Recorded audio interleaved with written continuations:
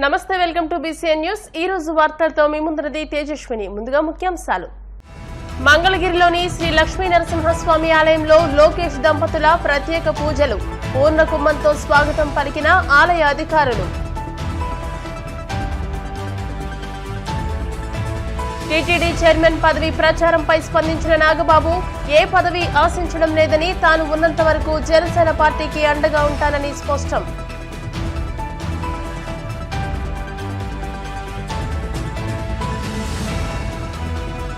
అధికారంలోకి వచ్చి రాగానే వైసీపీపై టీడీపీ దాడులకు దిగుతోంది. ఈ విషయంలో జోక్యం చేసుకోవాలంటూ గవర్నర్కు పేర్ని నాని ఫిర్యాదు.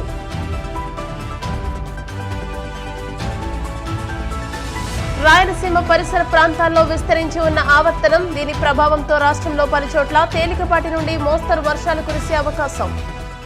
టీడీపీ జాతీయ ప్రధాన కార్యదర్శి నారా లోకేష్ దంపతులు మంగళగిరిలోని శ్రీ లక్ష్మీ నరసింహస్వామి వారిని దర్శించుకున్నారు. ఆలయ అధికారులు లోకేష్ దంపతులకు పూర్ణకుంభంతో స్వాగతం పలికారు. మంగళగిరి నియోజకవర్గంలో అఖండ విజయం సాధించిన లోకేష్ స్వామివారిని దర్శించుకుని ప్రత్యేక పూజలు చేసిన అనంతరం మొక్కులు చెల్లించుకున్నారు. తర్వాత ఆలయ అర్చకులు స్వామివారి తీర్థ ప్రసాదాలు అందజేశారు. ఈ సందర్భంగా నారా లోకేష్ ను కలిసేందుకు ప్రజలు భారీ ఎత్తున ఆలయానికి తరలివచ్చారు.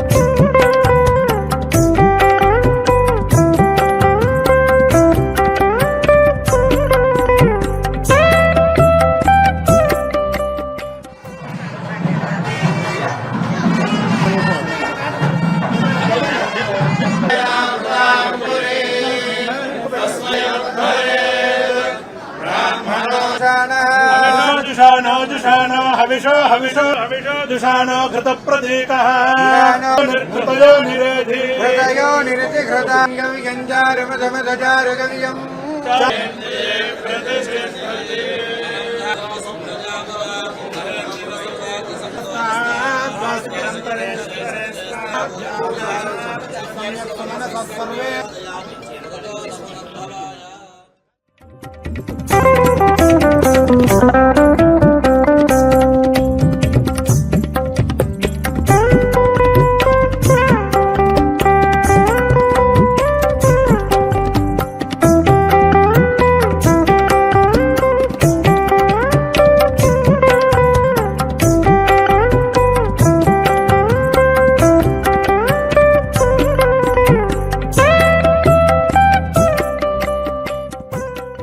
ఏపీ అసెంబ్లీ ఎన్నికల్లో కూటమి విజయం సాధించిన విషయం తెలిసిందే. ఇక ఎన్నికల్లో జనసేన పార్టీ పోటీ చేయగా పార్టీ గెలుపు కోసం నటుడు జనసేన నేత నాగబాబు కూడా కృషి చేశారు. ఈ సందర్భంగా నాగబాబు కీలక వ్యాఖ్యలు చేశారు. తాను టీటీడీ చైర్మన్ పదవిని ఆశిస్తున్నట్టు వస్తున్న వార్తలను ఆయన ఖండించారు. తనకు ఏ పదవి మీద ఆశ లేదని, తాను ఏ పదవి ఆశించడం లేదని ప్రకటించారు. అలాగే తాను ఉన్నంత వరకు జనసేన పార్టీకి అండగా ఉంటారని స్పష్టం చేశారు. ఇవాళ ఆయన ఎమ్మెల్యే అవటంతో పాటు రాష్ట్రాన్ని విజయ పదంలో నడిపారు కూటమి ద్వారా. అలాగే దేశం లెవెల్లో బీజేపీకి వెన్నెముకలా నిలబడ్డాడు ఎన్డీఏ గవర్నమెంట్ ఫామ్ అవటానికి. ఇంతకన్నా సంతోషించేదే ఉంటుంది. Thank you. ఏపీలో పోలింగ్ రోజున మొదలైన రచ్చ ఎన్నికల ఫలితాలొచ్చాక కూడా ఆగడం లేదు. కూటమి అఖండ విజయం సాధించడం, వైసీపీ ఘోర పరాభవాన్ని మూటగట్టుకోవడం ఒక్కసారిగా రాజకీయ వాతావరణాన్ని మార్చేసింది. అధికారంలోకి వచ్చి రాగానే తమపై టీడీపీ వాళ్లు దాడులు చేస్తున్నారంటూ వైసీపీ నేతలు ఆరోపణలు గుప్పించారు. ఈ విషయంలో జోక్యం చేసుకోవాలంటూ గవర్నర్ను కలిసి ఫిర్యాదు చేశారు. వైసీపీ కార్యకర్తలనే లక్ష్యంగా చేసుకుని టీడీపీ దాడులు చేస్తోందని వైసీపీ నేత మాజీ మంత్రి పేర్ని నాని ఆరోపించారు. ఈ సందర్భంగా నాని గవర్నర్ అబ్దుల్ నజీర్ కు ఫిర్యాదు చేశారు. టీడీపీ దాడులను అరికట్టాలని ఆయన ఫిర్యాదులో పేర్కొన్నారు. పెద్దలందరూ కూడా గవర్నర్ గారిని కలవచ్చడం జరిగింది. ఎన్నికల లెక్కింపు అయిన తర్వాత ఈ ఆంధ్రప్రదేశ్ రాష్ట్రంలో జరుగుతున్నటువంటి బీహార్ తరహా కిరాతకాలు, హింసా రాజకీయాలు ఇవన్నీ కూడా గవర్నర్ గారి దృష్టికి తీసుకెళ్తామైంది. ఎన్నికలు ఒక పక్క జరుగుతుంటే మధ్యాహ్నం నుంచి తెలుగుదేశం పార్టీ గూండాలు ఏ రకంగా ఇళ్లపై దాడులు చేయటం, ఇళ్లు తగలబెడతాం, ఇంట్లో ఫర్నిచర్ ధ్వంసం చేయటం, మనుషుల్ని కిరాతకంగా కొడతాం, ఇళ్లలోకి వెళ్లి ఆడవాళ్లని హింసించటం, కార్లు ధ్వంసం చేయటం, కార్లు తగలబెడతాం, భయభ్రాంతులకు గురి చేయటం. ఎర్ర పుస్తకంలో ఏం రాసుకున్నారా అంటే మేము హింస కోసమే, ఈ కక్ష తీర్చుకోవడం కోసమే, మాకు వ్యతిరేకంగా వైఎస్ఆర్ కాంగ్రెస్ పార్టీ ఎవరు జెండా పట్టుకుంటే వాళ్లనల్లా కిరాతకంగా హింసిస్తాం, వాళ్ళ ఆస్తులు ధ్వంసం చేస్తాం అనేటువంటి దానికోసమే అధికారంలోకి వచ్చినట్టుగా ఇవాళ వాళ్ళు ప్రవర్తిస్తున్నారు. ఇవన్నీ గవర్నర్ గారికి చెప్పినప్పుడు ఆయన ఆశ్చర్యపోయారు. ఏంటి ఇంత కిరాతకంగా జరుగుతుంటే పోలీసు పట్టించుకోవట్లేదా అని చెప్పినారు. వాస్తవం సార్, ఇది ఒక్క ఎఫ్ఐఆర్ కూడా నమోదు కావట్లేదు. వెళ్లి పోలీస్ కంప్లైంట్ ఇచ్చినా, ఫోటోలతో వీడియోలతో ఇచ్చినా కూడా ఆ వీడియోలన్నీ కూడా గవర్నర్ గారికి ఇవ్వడం జరిగింది. ఎక్కడెక్కడైతే జరుగుతున్నాయో అన్ని చెప్పడం జరిగింది. ఆఖరికి ఈ రోజు మీతో మాట్లాడటానికి వచ్చే ముందు కూడా నూజివీడులో ఒక కౌన్సిలర్ ని నడి బజారులో పట్ట పగలు స్టాబింగ్ చేయడం జరిగింది. కత్తులతో వెంట పడి పొడవటం జరిగింది.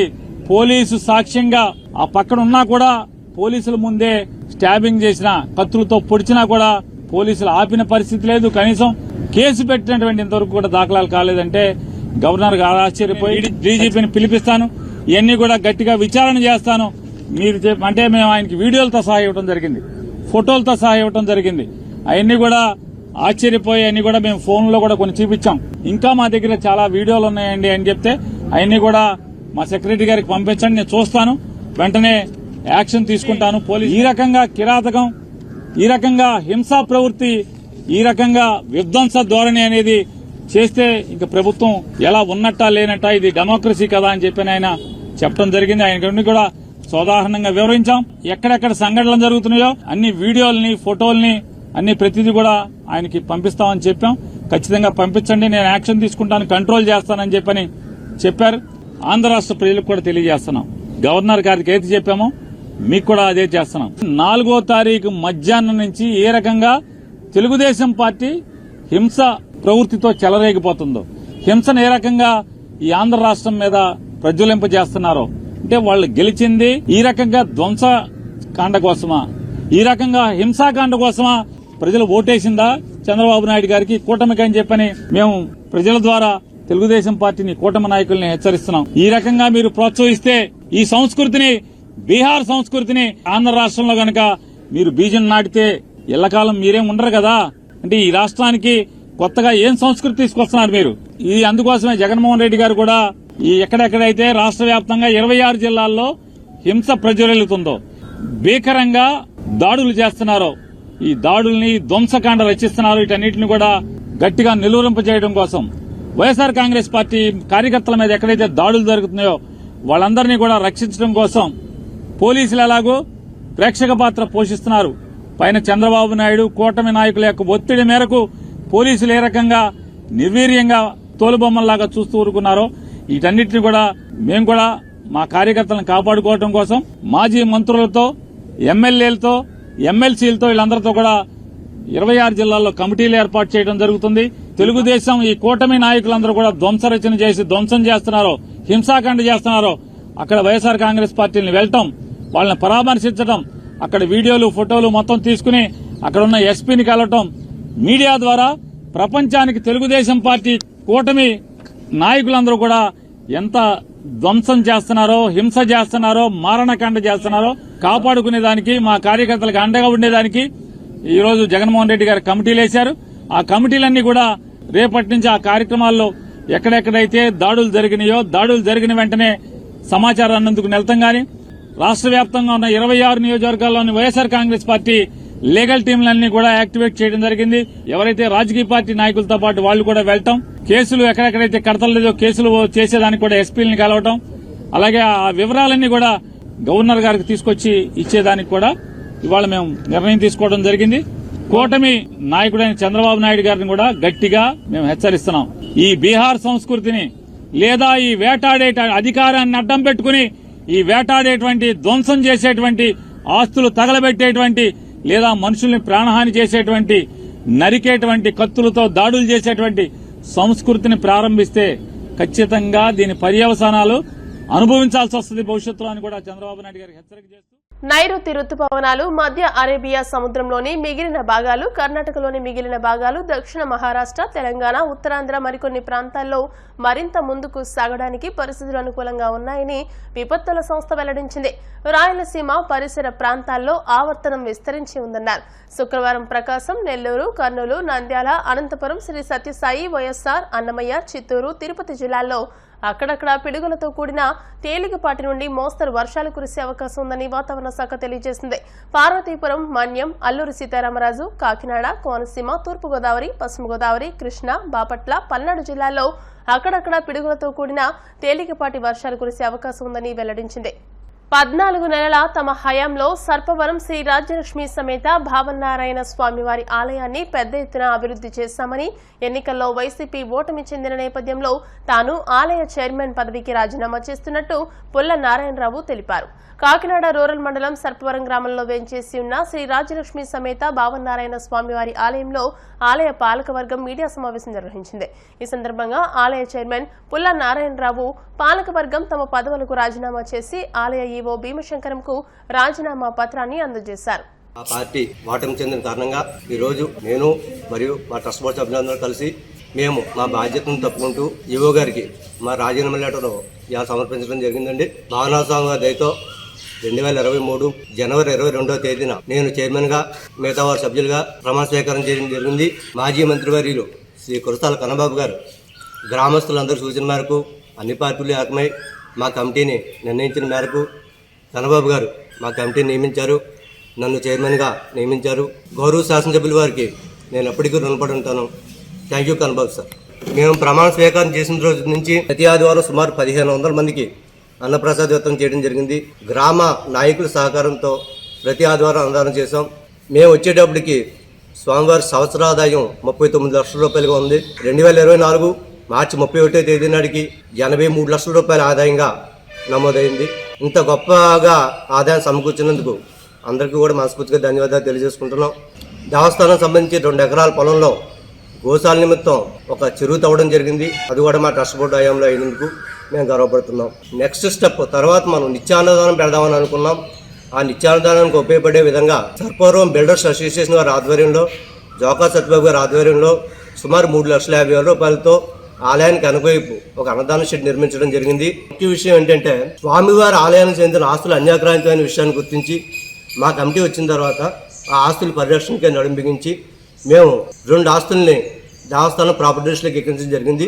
తిమ్మాపురం గ్రామానికి సంబంధించి 21/2లో 8 ఎకరాల 45 సెంట్లు, పనసపాడులో 250 సర్వే నెంబర్ 256/1లో 2 ఎకరాల 34 సెంట్లు కూడా అన్యాక్రాంతమైన భూముల్ని దేవస్థానం ప్రాపర్టీస్లోకి వారం రోజుల క్రితమే ప్రాపర్టీస్లోకి వచ్చాయి. ఆ ఆస్తుల పరిరక్షణకి మా అధికారులు, మా కమిటీ సభ్యులు అందరూ కూడా కష్టపడి పనిచేశారు. వారందరికీ ధన్యవాదాలు తెలియజేసుకుంటున్నాం. స్వామివారికి తూర్పు ప్రహరీ కూడా ఆగ్నేయ మూల గోడ సుమారు 5 సంవత్సరాల క్రితం కూలిపోయిందండి. ఈ 5 సంవత్సరాల నుంచి కూడా గోడ అలాగే ఉంది. మేము వచ్చిన తర్వాత ఆ గోడను నిర్మాణం చేపడదామని అనుకుని దేవస్థానం అధికారులకి, ఎండోమెంట్ పై అధికారులు కూడా మేము ఒక 100 రూపాయల స్టాంప్ మీద బాండ్ పేపర్ రాసిచ్చాం. మా డబ్బులతో మేము ఫ్రీగా గోడ పెడతామని రాసిచ్చాం. కానీ ఇప్పటివరకు వారి స్పందన మాకు అనుమతి ఇవ్వలేదు, వారు స్పందించలేదు. లేకపోతే మేము ఆ కార్యక్రమంలో పూర్తి చేసి ఉండేవారు అని మేము సవివరంగా తెలియజేసుకుంటున్నాం. ఈ సంవత్సరం 4 నెలల టైంలో కూడా ఈ మీడియా మిత్రులు కూడా మాకు బాగా సహకరించారు. మేము చేసిన కార్యక్రమాలన్నీ కూడా ప్రజల్లోకి వెళ్లేలాగా బాగా పబ్లిసిటీ చేశారు. స్వామివారి వైభవాన్ని పెంచడానికి ప్రయత్నించారు. ఈ సభాముఖంగా మీడియా మిత్రులందరికీ కూడా నమస్కారాలు తెలియజేసుకుంటున్నాను. ఇప్పుడు కాసేపు ప్రకటనలు.